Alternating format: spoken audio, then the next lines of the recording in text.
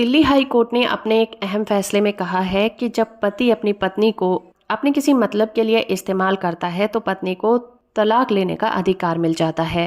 Delhi high court ने cruelty के basis पर एक कपल को डाइवोर्स का आदेश दिया और कहा कि पति ने अपनी पत्नी को एक विदेशी पत्नी के रूप में इस्तेमाल किया है, जो कि पत्नी पर एक अत्याचार है।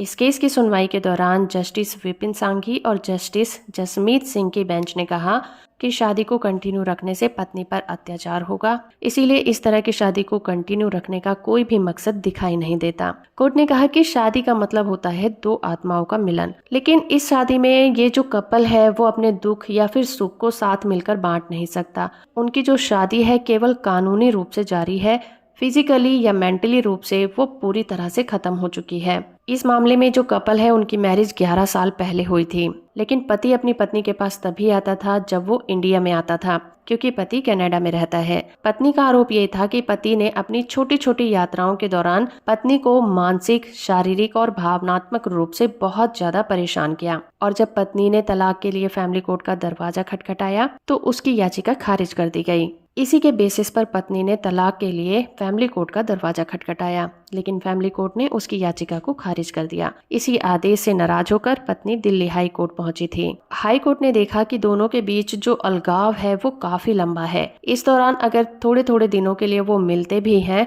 तो भी एक दूसरे को परेशान ही करते हैं। ये शादी पूरी तरह से खत्म हो चुकी है और अब इसमें सुधारने की भी कोई गुंजाइश नहीं रह गई है। इससे पहले कि पति ये कहे कि शादी बहुत अच्छी है और पत्नी केवल अपने पिता के दबाव में ऐसा कह रही है, ये बिल्कुल ही गलत होगा, और कोर्ट ने पति की सारी दलीलों को खारिज कर दिया। दिल्ली हाई कोर्ट ने यह फैसला सुनाया कि इस केस में जो पति था वो अपनी पत्नी के लिए बहुत ज्यादा क्रूएल था, इसीलिए उनकी शादी को खत्म किया जाता है। जजमेंट के PDF कॉपी का लिंक आपको नीचे डिस्क्रिप्शन में मिल जाएगा, आप वहां से इसे डाउनलोड कर सकते हैं। वीडियो इन्फॉर्मेटिव है तो आप इसे लाइक, शेयर और चैनल को सब्सक्राइब करना बिल्कुल मत भूलिएगा।